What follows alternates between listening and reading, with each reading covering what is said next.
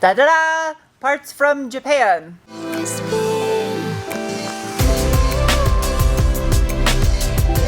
Hello, people of the internet. Today, I have a nightmare of a task to accomplish on my 1974 RA21 Toyota Celica that I stuffed a 2UZ Toyota V8 from my dad's wrecked Toyota Tundra into. If you're new and you'd like to get caught up on this project, up above my head is a link to the last video where I worked on it. Now for the nightmare. I swear I just can't catch a break. This area right here that I spent almost an entire day bodyworking was dripped on last night by power steering fluid from my 2002 Ford box rally car. When I got in this morning, this entire area on the filler up where these two body lines are at, what took me seriously like an entire day to get this area worked, was soaked in power steering fluid. I already went over it with some wax and grease remover and a little bit of acetone and scuffed over it with a red Scotch-Brite to try to get the stuff that's on the surface. I don't see any residue, any outline of it. The reality is though, I don't know how far that oil permeated into the filler. I can't see it anymore. It's as clean as it's gonna get. If I have to strip another panel, I'm gonna lose it. Yet the goal for today is stripping the underside of the hood. This is different, okay? This should come off fairly easy because I don't think they prepped it very well when they did it. Hell yeah, it comes right off. Angel, you want to get some blue towels? Yeah. Oh. It's like tar. Oh, this is oddly satisfying removing this stuff. Yeah. It's so satisfying. It's just like oil. I'm trying not to push too hard on this thing, even though we haven't body worked it yet, so. Oh yeah. Oh yeah, yeah, yeah. What's Disturbed? That's a Disturbed song. Oh yeah. It's from the album that had Stupefy and Shout on it. Dropping Plates. It's something like Dropping Plates. Oh yeah, that song. It's coming off a lot easier than I thought. Right? Don't be superstitious. Don't be superstitious. Some of you might be looking at the underside of this hood thinking that it looks good enough and I could probably just leave it like this, but clearly you do not understand the level in which I go down rabbit holes. We need to see where the engine is the closest to the underside of this hood. So that's how close it is. It was not that hard to pull that out, but it still hits. How are we gonna mark the backside? There's a bug on my arm. Alright, you see my blue mark? Yeah. Oh yeah. Well, that'll give us plenty of clearance. It's actually not that bad. Good for my height, at least. So we'll do like right here, 5 inches. A super reasonable and clean solution to what I'm doing would have been to use the hood from a 1975 Celica, which had a bulge in the center and would have given me more clearance. However, I'm trying to use as many of the original parts on this car as possible. Aha! This is a stencil now. Clearance for a 3UZ, and it still has structural bracing right here because I didn't need to cut that out. I'm not going right on greasy steel. Take that, take this. Starting to get bent.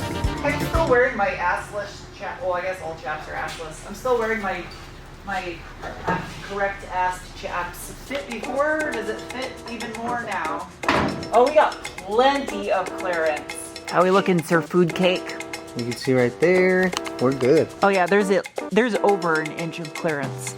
It was like this, and it ran down the side of the car. Yeah, and it wasn't sitting on like a horizontal surface either. No. It was like running down it. I mean, it looks like you cleaned it all up. I don't see a stain. What happens if I took fire to it? Would it? Yeah, I don't think I would do that. In a nutshell, what Fred just said is I gotta coat this in UV primer right here, see if it reacts, and it's a good indicator to let me know if I need to sand down further. But it doesn't look like that stuff soaked up. So this will lock it down and kind of see if it's fail prone from the spill. It's just a really like inert primer. It doesn't have any catalyst or anything, so it's not gonna like react, right? Yeah. So at least if there is any issue, it's at least kind of covered up. So where was it?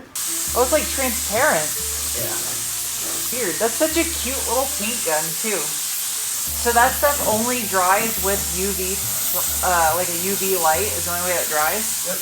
So with that primer, you have to use this little UV light right here.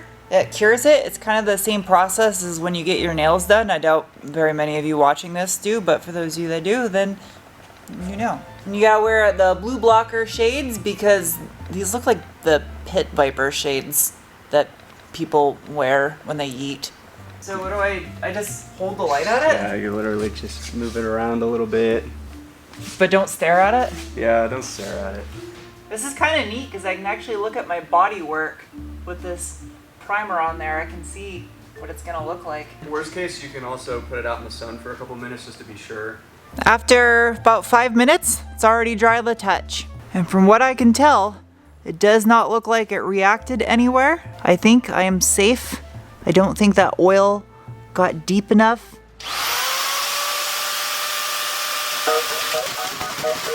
That's good enough with a nibbler. The rest of it I can smooth out the other way.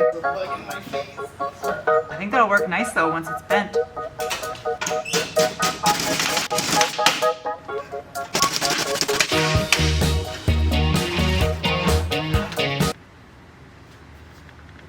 Impossible.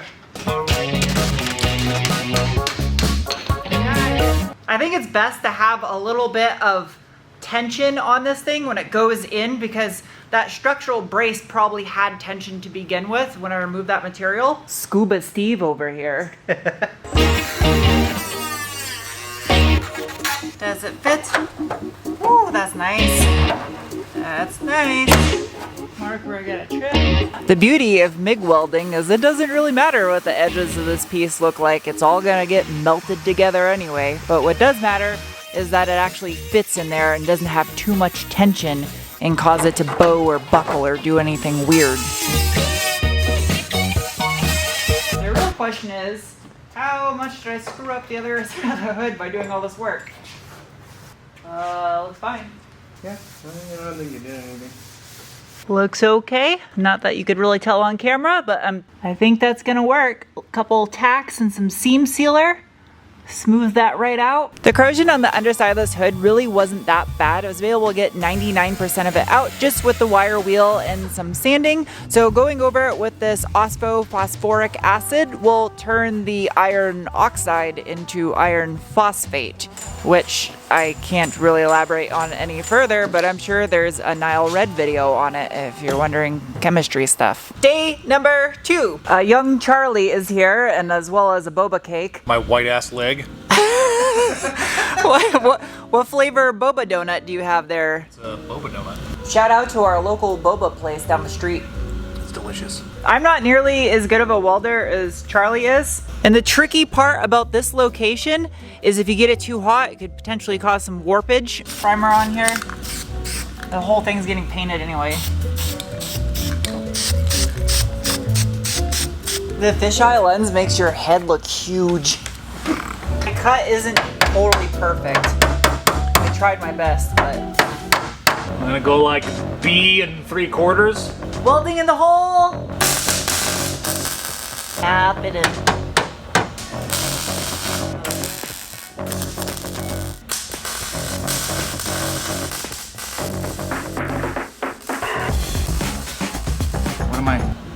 How do I? Turned out okay. This piece did sink down a little bit right here. That also might be just because of the way I cut it out. Good thing is that it didn't have direct contact with that bottom panel, so probably not a lot of warpage. There shouldn't be any on the top panel because it's all separate. Plenty of clearance for a 3UZ intake manifold though, that's what really matters. Actually, there's no warpage on this side at all. Okay. Oh, I need my hearing protection. While I could try to grind the area around my patch panel completely flat and smooth as if it came from the factory this way, the fact of the matter is, no matter what, it's not gonna look like it came from the factory this way. And also, if I try to grind it smooth and flat, it is going to end up with holes in the middle of the weld, which will require another round of welds, which will induce more heat and potentially cause more warping. In today's game of how many times can we pick up a hood, how many times can we pick up a hood?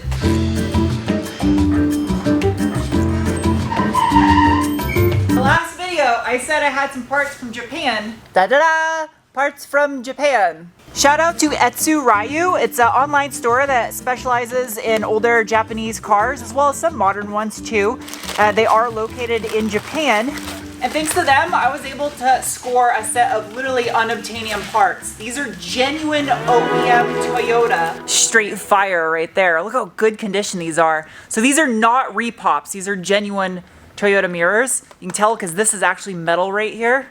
There's also little minor differences that separate the repops from the real ones. Don't get me wrong, there's nothing wrong with the repop ones. They're actually fairly good quality. It's just I had to have that and go for the OEM. They sent Japanese Kit Kats. They look so delicious. Look at all these flavors. Probably maple, cheesecake maybe, another cake, mixing spoon. I can't eat gluten. I'm allergic to gluten. Oh my god. I hate you, Angel. I want one so bad. It's so What good. flavor is that? Peanut butter jelly? Delicious. Aww. First step, prep. Get this good white down. Step 2, measure. 405 millimeter, prep. 2 different ways I can do this. And the way that it should be, I feel, on this car is with the 2 fender mirrors completely parallel and symmetrical. Some vehicles, the mirrors are offset from one another. Personally, that would drive me absolutely insane to have my mirrors not perfectly symmetrical. Angel just realized something. There is only one location where you can mount these because the inner structure. So this little thing right here, they're marked left and right, can only put it on one side of the car. See that notch right there? Well, that's where the bottom of this little cup sits. So when it's mounted correctly, that little cup is gonna sit right here in this location. So you can't really mount these wrong. I mean, you could mount them wrong, you just have to be a complete idiot. So, something like right there looks good. Guess what we get to do again? We get to pick the hood up. Why do we keep doing this? And door. That looks about like it'll be in the middle. And that's a guide, so it needs 2 holes, a guide hole and the actual hole. That way this thing doesn't rotate-o potato. So that just kind of drops through on the top like that. The pilot hole. That's good right there, I like that. I like it. So now we need to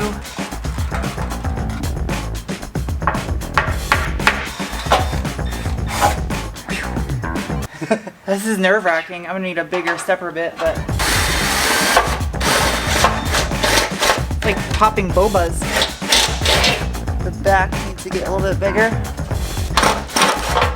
See? It's right there. Yeah. Oh, this is sweet. Clears the hood. That looks so sick. I love it. I'm obsessed with this. Absolutely obsessed. Plenty of clearance. The angle of the front of this little rubber piece right here coincides with the angle of the front of this fender right here. So the piece of steel underneath follows the contour of this metal. It's the same distance on either side of it. So you can't get the placement of the little weather stripping piece wrong because it locks in with that tab. There's only one way to mount this. If you look at it from the top, it lines up with the outer body line. But once you get to the center, it lines up with the center line. Oh yeah. So it's center point on the fender. 40, perfect. That is like literally 40.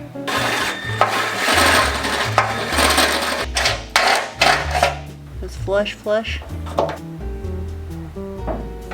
You can actually see a lot better out of these mirrors than I thought you'd be able to with them being all the way up there on the front of the car. That is so sick. I'm so excited about how these turned out. That is clearance for the hood to open.